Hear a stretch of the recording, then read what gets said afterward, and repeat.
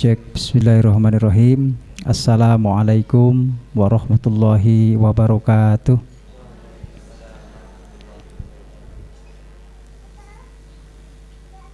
Innal hamdalillah nahmaduhu wa nasta'inuhu wa nastaghfiruh wa na'udzu billahi min sururi anfusina wa sayyiati a'malina. May yahdihillahu fala mudhillalah wa may yudlilhu fala hadiyalah. Asyhadu an la ilaha illallah wahdahu la syarikalah wa asyhadu anna Muhammadan abduhu wa rasuluh. Allahumma shalli wa sallim ala nabiyyina Muhammadin wa ala alihi wa ashabihi ajma'in. Subhanaka la ilma lana illa ma 'allamtana innaka antal alimul hakim. Ibu-ibu, bapak-bapak, sahabat-sahabatku sekalian yang dirahmati Allah. Alhamdulillah, pada sore hari ini kita dipertemukan, kita dihimpun.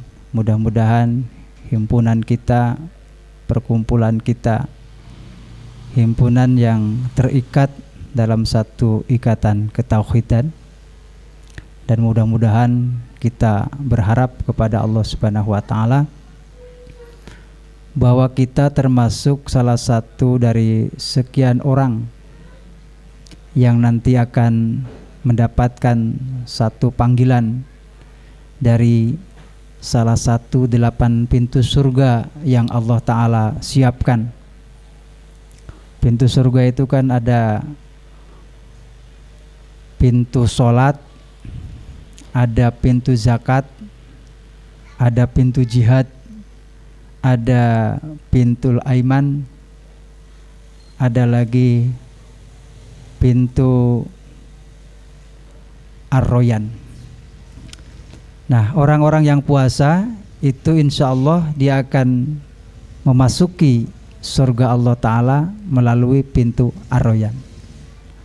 Maka mudah-mudahan kita sekalian dipertemukan semuanya, nanti kita reunian kembali di surga Allah Subhanahu wa taala, dan kita bisa dipertemukan melalui pintu-pintu itu.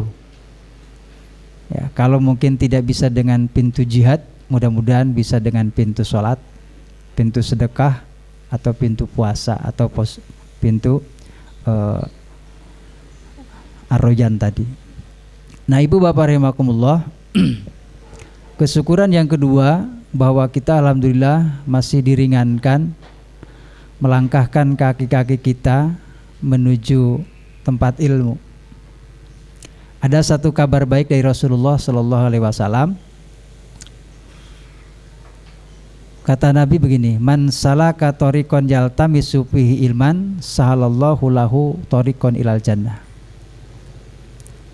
Barang siapa berjalan dalam rangka mencari ilmu, maka Allah Ta'ala mudahkan dia jalan menuju surga.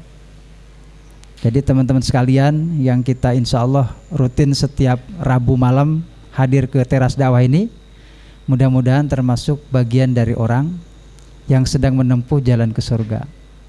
Kita sedang memperhalus, kita sedang memperlebar, kita sedang mengaspal, kita sedang menghotmik jalan kita menuju surga Allah Ta'ala.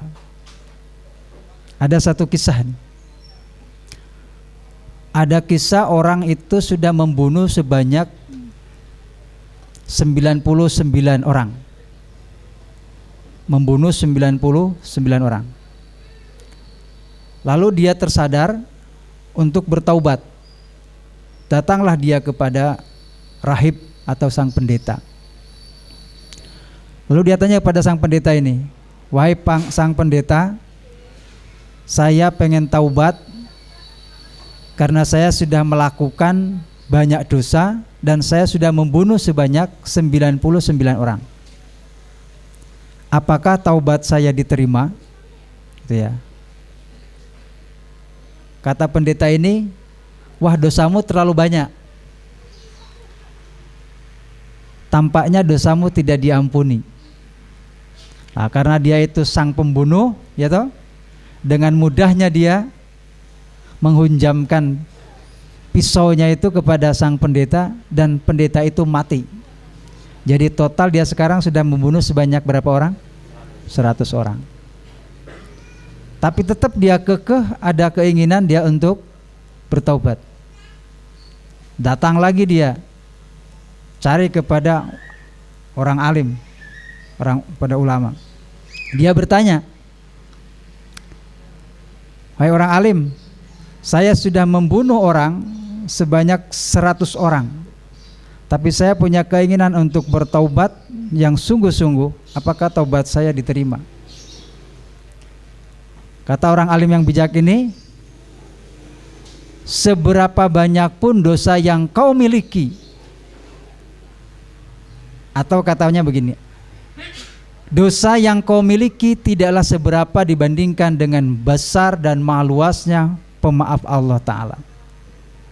Ibarat kau datang ke lautan, kau celupkan telunjukmu ke lautan, air yang menempel pada lautan itu adalah laksana dosamu, sementara maha pengampunnya Allah Ta'ala itu adalah seluas samudra yang tak terbatas itu." Nah, sehingga orang ini punya optimis, wah berarti begitu taubat saya diterima.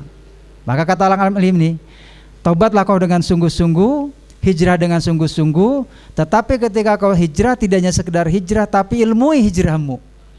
Hendaklah kau belajar, datanglah kamu ke tempat ilmu di tempat ini. Ditunjukkanlah orang ini untuk datang ke majelis ilmu di mana ditunjukkan oleh orang alim ini. Berangkatlah dia. Nah, pada saat perjalanan, di tengah jalan ternyata dia berjumpa dengan malaikat pencabut nyawa. Akhirnya dia mati dalam perjalanan, belum sampai ke tempat tujuan dia. Terjadilah tarik menarik antara malaikat rahmat dengan malaikat azab. Malaikat yang penuh kasih sayang dengan malaikat penyiksa.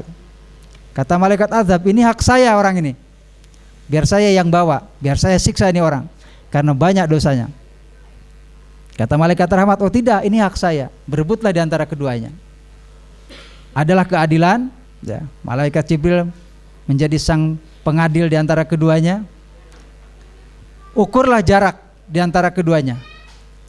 Jika orang tersebut telah jauh dari tempat tinggalnya dan lebih dekat ke tempat di mana dia mencari ilmu, maka sesungguhnya dia adalah haknya malaikat rahmat.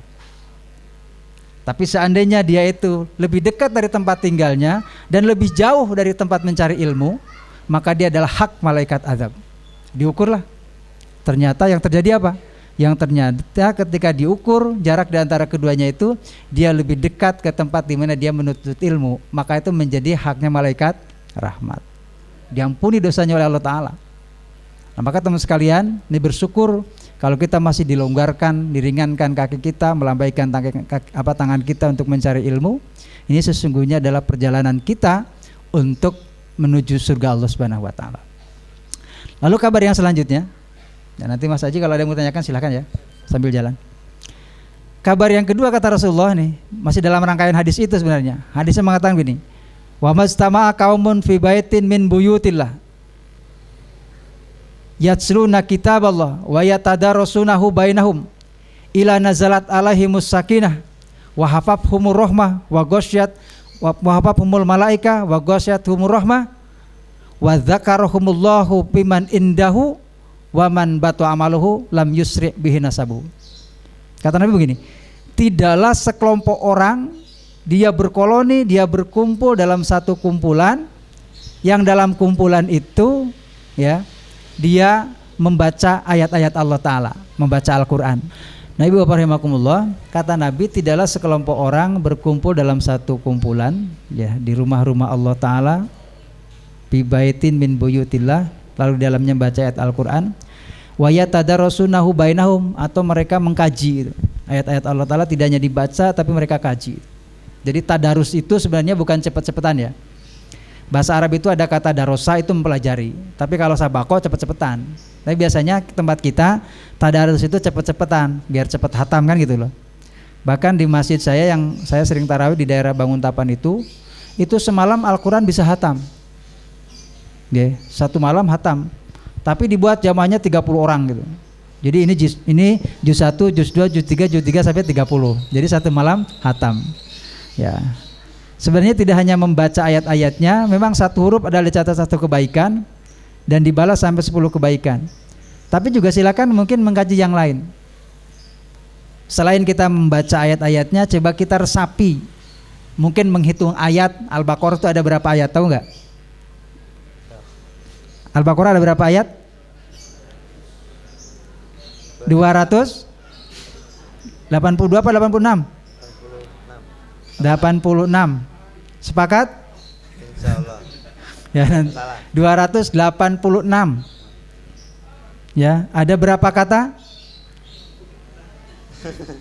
Belum pernah menghitung. Ya, sekali-kali telaten ngitung gitu ya. Ya. Ada 6.221 kata. Ya, jadi Masya Allah. Mungkin pernah saya sampaikan ya. Jadi ternyata seorang akhwat itu, seorang wanita itu butuh berkata-kata itu sehari semalam itu menurut penelitian itu sekitar 20.000 sampai 21 kata. Itu harus didistribusikan. Kalau akhwat kok tidak pernah banyak ngomong, pendiam, itu biasanya banyak bisa terkena penyakit migrain, pusing, ngeluh. Nah, itu kurang terdistribusi. Nah, tapi bagaimana terdistribusi yang positif adalah tidak ada lain kata-kata yang paling baik, kata-kata yang paling indah, kata-kata yang bermanfaat adalah kata-kata yang tertuang dalam Al-Qur'an kan gitu. Jadi kalau begitu seorang akhwat harus baca Quran tercapai sekitar 2.000, ya paling tidak 20.000 itu tadi. Ya minimal 1 hari 1 juz. Kok masih pusing, naikkan 2 juz. Masih pusing 3 juz gitu. Ya, kok pusing-pusing masih pusing terus 3 juz, mungkin itu penyakit bawaan ya. Harus diruqyah. Harus periksa. Nah, sahabat sekalian, yatluna kitaballah wa yatadarrasuna bainahum ila nazalat alaihimus sakinah, kecuali akan diturunkan kepada orang tersebut satu kedamaian. Mungkin bagi kita ya yang sudah biasa dengan nuansa beragama, sudah biasa nuansa dalam Islam, sudah biasa nuansa ngaji, kayaknya rasa itu sudah tidak ada, bahkan mungkin hambar, ya enggak? Saya kemarin melihat salah satu tayangan televisi, dia seorang akhwat, tapi dia itu apa yang namanya itu? Keliling negara-negara itu loh. Apa namanya itu? Saya kurang paham ya. Traveling. Ya, traveling, tapi akhwat itu. Dia datang ke Inggris kalau nggak salah. Dia bertemu salah seorang, dia termasuk speaker. Ya, dia apa jenenge iki tukang berpidato lah. Katanya kalau nggak salah di Inggris itu ada apa ya? Ada public speaking. Jadi ada semacam ruang terbuka yang untuk orang silakan menyampaikan aspirasinya di situ. Mau bicara politik, bicara budaya, bicara pendidikan, bicara agama gitu. Nah, orang ini namanya kalau nggak salah Muhammad atau Ali ya gitu. Atau Muhammad Ali gitu ya. Akhirnya ternyata dia itu seorang mu'alaf. Dia seorang mu'alaf, lalu dia ditanya sama presenternya ini, apa yang membuat Anda, yang Anda rasakan setelah masuk Islam? Kata dia, saya banyak menemukan sesuatu yang tidak diketemukan sebelum saya memeluk Islam. Mungkin saya dulu dengan narkoba saya ada ketenangan, ada kesenangan. Mungkin dulu saya berzina ada kesenangan. Tetapi sedikit pun hampa dari kebahagiaan dan ketenangan, kata dia. Sekarang saya setelah memeluk agama Islam, betul-betul saya menemukan satu kebahagiaan, kedamaian dalam hati saya. Nah, jadi Bapak Ibu sekalian, kalau mungkin kita belum merasakan kedamaian, sesungguhnya ada rasa damai itu karena sudah menjadi suatu hal makanan biasa kita harian, sehingga sesuatu yang sudah tidak terasa lagi. Memorinya begitu. Nah, kembali lagi, as-sakinah, turunkan kedamaian, wahapa pumul malaika, diliputi malaikat. Di sini kalau Bapak Ibu punya cara pandang yang berbeda, di sini sebenarnya penuh ini teras dakwah saat ini. Penuh tuh, ada sandal, ada kersek, ada malaikat. Ada malaikat yang mendoakan siapapun yang hadir di situ. Oh, ada Budi, ada Harun, ada Aji, dicatat sama malaikat. Ya, dan didoakan. Mudah-mudahan Budi segera dapat jodoh, didoakan sama malaikat. Tergantung doanya pada saat dia ta'limnya apa itu. Ada Mas Budi di sini? Oh, maaf kalau ada kebenaran kesamaan kata ya. Singgung ya, Mas. Jangan tersinggung, Nah, Mas. tidak hanya itu, wa ghasyatumur rahmah, dipenuhi dengan kasih sayang Allah Ta'ala. Ini yang paling menarik Bapak Ibu sekalian, yang mungkin nanti akan jadi kajian kita, tema kita. Wa dzakarahumullahu fiman indahu, namanya itu diviralkan oleh Allah Ta'ala di makhluk langit. Siapa yang hadir di majelis ilmu, sesungguhnya nama itu disebut-sebut, dibanggakan oleh Allah Ta'ala di hadapan para malaikat di makhluk langit. Itu yang kita maksudkan viral langitan. Nah, Bapak Ibu, Banyak di antara kita berusaha bagaimana kita itu mengikhtiarkan, ya, apalagi sekarang zaman medsos yang semuanya serba diupload gitu. Apa aja sekarang, masya Allah. Apa-apa sekarang itu dikirim, di-share, ya enggak? Sholat di-share, sedekah di-share, apalagi? Jihad di-share, taklim di-share, haji di-share, umroh, puasa, lemoso lagi, bukbernya. Oh iya, hampir semua amal kita itu sekarang bagaimana caranya amal kita itu banyak diketahui oleh banyak orang, ya enggak? Viral karena begitu. Bahkan Nyun Sewu, mungkin saya sampaikan tadi subuh di Masjid Sultan kemarin ya. Orang itu baru daftar haji saja sudah dipotret. Potret, kwitansinya, lalu masukkan ke Facebook, masukkan ke Instagram, masukkan ke WA buat status. Menyisihkan sebagian harta yang kau anugerahkan kepada kami dalam rangka memenuhi panggilanmu, wahai Rob, WK. WK-nya. Masya Allah. Jadi kita itu baru niat saja itu loh, baru aksesoris itu udah bangannya luar biasa. Dan penyakit ini Bapak Ibu tidak hanya menimpa orang-orang awam, tidak hanya pada santri, kiai pun sama, ustadz juga sama, kecuali saya, kalau saya enggak. Masya Allah. Enggak beda maksudnya. Iya. Saya sampai sulit ya kalau masa di Mekah itu di Raudhah, di tempat-tempat mustajab itu, masya Allah, setiap orang rata-rata begini. Kalau dulu kan orang doa tuh begini, ya toh? Robbana dzalamna anfusana wa illam taghfir lana wa tarhamna lanakunanna minal khasirin. Sekarang enggak? Robbana atina fid dunya hasanah wa fil akhirati hasanah. Oh, ternyata belum di live. Ya masya Allah. Itu tidak hanya berlaku pada orang awam, orang alim, orang berilmu pun sama. Kenapa? Ada keinginan dapat pujian, dapat pengakuan, viral karena begitu. Nah, Ibu Bapak rahimakumullah. Nah, ini yuk kita itu bagaimana kadang-kadang ada satu amaliah yang antara kita dengan Allah Ta'ala ini. Maka Allah Ta'ala kata amalan puasa ini, kata Allah Ta'ala, kullu amalin, semua amalan anak Adam untuknya, illa saum, kecuali puasa, wa ana ajiubi, aku yang akan membalasnya itu. Ya, jadi puasa itu betul-betul ibadah yang sangat pribadi kita dengan Allah Ta'ala. Sulit kita untuk kita sulit untuk ria. Nah, Ibu Bapak rahimakumullah, oleh karena itu ada orang-orang yang sebenarnya orang itu viral di langit meskipun tidak dikenal di bumi. Ada pertanyaan Mas Haji? Belum, Ustaz. Belum ya. Saya ingat sekitar 4 gimana? Masuk materi. Ada sekitar 4 tahun yang lalu. Ya 4-5 tahun yang lalu lah. Saya masih sering ke desa-desa binaan, ke Wonosari, Kulon Progo, Muntilan gitu ya. Sekali waktu itu saya diajak oleh teman saya, dia penyuluh dari Kulon Progo.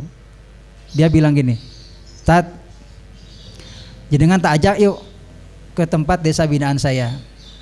Oh iya, akhirnya saya ikut. Setelah ikut, lalu saya mampir di salah satu rumah seorang ibu janda. Ya, tapi jangan suudzon dulu ya. Karena jandanya sudah tua, di atas 50 tahun. Mungkin bagi saya kurang cocok ya, gitu kan. Kang Reka ya. Ya. 50 tahun saya datang ke tempatnya, dia ngobrol dengan dia panjang sekali. Ya, akhirnya pendek cerita begini.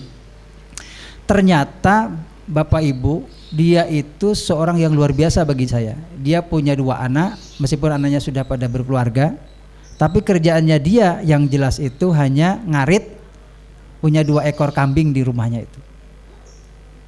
Saya ngobrol dengan dia, saya disuguhi ala kadarnya dengan dia, rumahnya pun sederhana sekali. Tapi yang menarik bagi saya, bahwa dia itu sudah mungkin puluhan tahun itu ngajar TPA dari gunung ke gunung, naik gunung, pindah gunung gitu. Dan Nyun Sewu, santrinya, muridnya tuh nggak banyak. Di satu TPA itu paling anak 7, anak 10, paling banyak 15 gitu. Tapi dia lalui itu, tidak tahu hujan, tidak tahu panas, petir, angin, dia tetap jalan. Meskipun mungkin asumsi dia, santri saya tidak berangkat, tapi tetap dia berangkat sebagaimana jadwalnya dia. Ya, mungkin tidak etis kalau saya sebut namanya. Saya kasih inisialnya itu adalah Sri Haryani. Itu inisial. Oh nama asli ya itu ya? Nama asli itu. Ya namanya itu ya, bukan inisial berarti. Bu Sri ini masya Allah. Ya, kelihatan dari sisi wajahnya memang wajah orang tukang wudhu, ya, bersinar, meskipun kelihatan keriput-keriputnya. Meskipun saya melihat dari bagian kakinya kelihatan dia belah, banyak kakinya belah-belah karena mungkin dia sering nggak pakai sandal ke gunung itu. Lalu saya tanya, Bu, nama dia itu saya yakin mungkin tidak dikenal di provinsi DIY. Jangankan di DIY lah, di Kabupaten Kulon Progo aja belum tentu dikenal. Oke. Jangan di Kulon Progo, mungkin di kecamatan, bahkan di kecamatan Giri Purwonya tempatnya dia tidak dikenal. Bahkan mungkin di desanya dia pun tidak dikenal. Ya, tapi perjuangannya Masya Allah. Sampai saya tanya, Bu, nyun sewu, jenengan itu seperti itu dapat apa? Apa kata dia? Alhamdulillah Pak Ustadz, saya itu kalau udah ketemu anak-anak itu senang hati saya itu. Wis puas lah, senang. Oh itu ya. Selain itu, ya ada SPP nggak Bu? Oh nggak ada. Lah terus, tapi dia bilang ini, Mung alhamdulillah sekarang sudah mulai ada pengertian dari pemerintah daerah. Oh ya alhamdulillah. Dapat berapa Bu? Dapat 300.000. Guys alhamdulillah. Itu tiap bulan Bu? Enggak, setahun sekali. Dibayar 300.000 oleh negara setahun sekali. Dia harus memintarkan orang-orang pegunungan. Ya enggak? Ini saya terketuk waktu itu, Masya Allah. Ini apa yang saya lakukan itu?